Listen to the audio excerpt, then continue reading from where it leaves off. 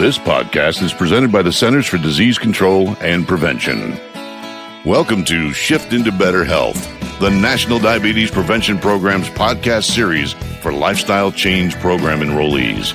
For folks who want to improve their health, have more energy, and prevent type 2 diabetes, heart disease, and stroke. The Lifestyle Change Program is proven to work. I'm your host, Captain Jack, radio personality and former professional truck driver. Each episode in this series is led by drivers for drivers and will cover a topic from the National Diabetes Prevention Program's Lifestyle Change Program. We'll talk about how to tackle challenges professional drivers face so you'll arrive at your destination a healthier you, faster and easier. In the last podcast, we talked about how to brighten your outlook and take care of your health and prevent type 2 diabetes. Now that you've learned about how to create a more positive attitude, we're going to spend some time today talking about how to overcome the things that lead to overeating. But first, let me introduce my guests for this conversation. I talked with Tanya Joliffe, a registered dietitian who understands the special challenges drivers face. Her brother has been a driver for more than 25 years. Also joining me was professional driver Glenn Keller. He's an owner-operator with nearly 30 years behind the wheel. He lost over 35 pounds when he started making healthy changes. As determined as I am to eat in a healthy way, I occasionally struggle to try to stick to my healthy eating plans. So Tanya, what can trigger overeating or unhealthy eating? There are many reasons that a driver might overeat. One of the reasons a trucker might overeat is that they are triggered by their surroundings, by smells, by sights, by feelings. A lot of times a trigger will cause people to react. For example, I drive this route, this is where I go, these are the places I have to stop, the travel centers that my company wants me to stop at. And so it becomes a routine. I don't have a lot of time, so I need to hurry up, go in, grab the things that I'm used to grabbing, and get back out. Triggers are nothing more than cues to you. They could be sights, they could be smells, they could be sounds, they could be memories of other experiences. They could be people or places or activities or situations. If I say lemons, your mouth starts salivating the very minute I say lemons. And so for other people, it doesn't have any response at all. The good news is that everyone can learn how to identify their triggers that cause them to overeat and develop strategies to overcome them. First, you want to know what your triggers are. What were you thinking? What were you doing? When was the last time you purchased this and ate something that was unhealthy? And where were you and what were those things around you? Are you feeling stressed? Are you tired? Are you overwhelmed? Knowing the situations that make you vulnerable to poor choices is an essential step in overcoming the trigger.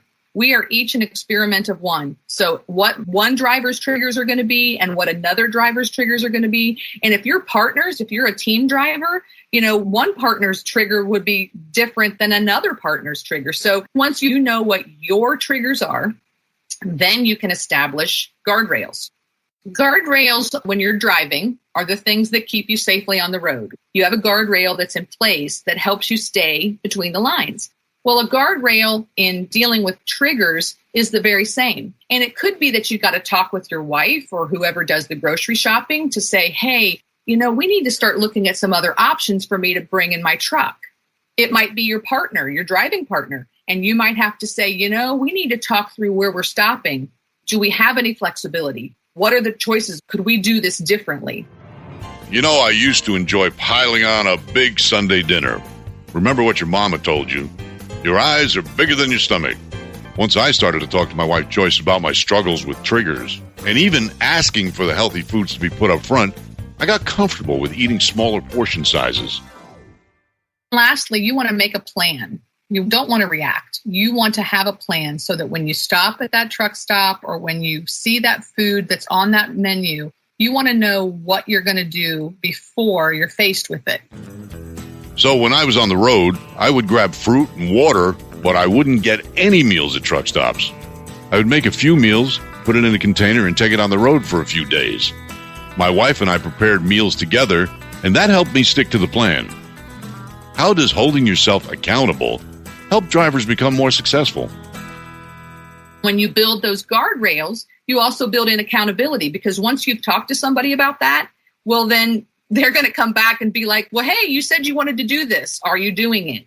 You can't build those guardrails if you don't talk through the people that influence those. And, I'll take it another step further. You have a fueling contract, perhaps, with a certain travel center.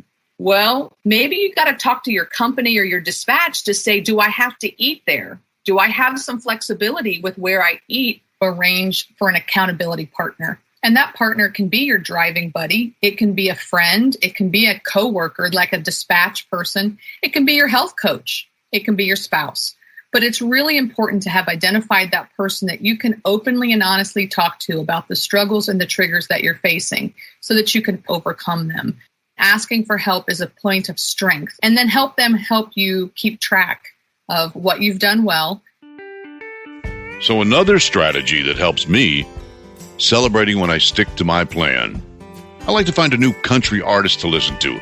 It helps me slow down. So Glenn, what triggers have you experienced that lead you to purchase or eat in unhealthy ways?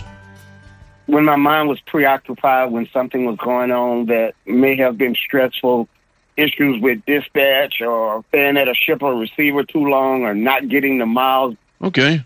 So what do you do to overcome overeating? I guess it started with just trying to get back focused on taking whatever that distraction is and realizing that you do what you need to do to get your mind right. It's amazing how sometimes you can be distracted or go off course.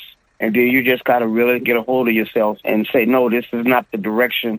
So are there strategies that don't work well for you? What do you try instead?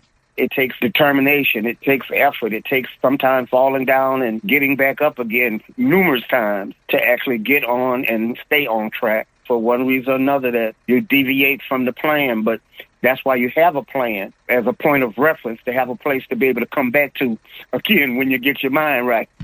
So do you get healthy prepared meals delivered as a way to minimize getting unhealthy foods from truck stops? One of my favorite prepared meals is the roasted chicken. Love it, love it, love it. Big chicken. It's big chicken. I love it. I love it. And they send them out every Friday, and I go home and I put them in my freezer in the truck. I've got a refrigerator and a freezer and a microwave. They're the portion that a person should be eating if you try to eat healthy. Yeah, that's a great example for overcoming your triggers. And that's all for today. I'd like to thank Tanya and Glenn for joining us and sharing their tips and experiences. Next time, we'll chat about dining out. In the meantime, challenge yourself to take 10 minutes to talk to your family about what meals and food storage containers you need to prepare for the road. If you've got that checked off your list, build in a new guardrail. Remember that America needs you healthy. Your family needs you healthy. You need to be healthy to continue living this trucking life. We're on this journey together, every mile of the way. For the most accurate health information, visit cdc.gov or call 1-800-CDC-INFO.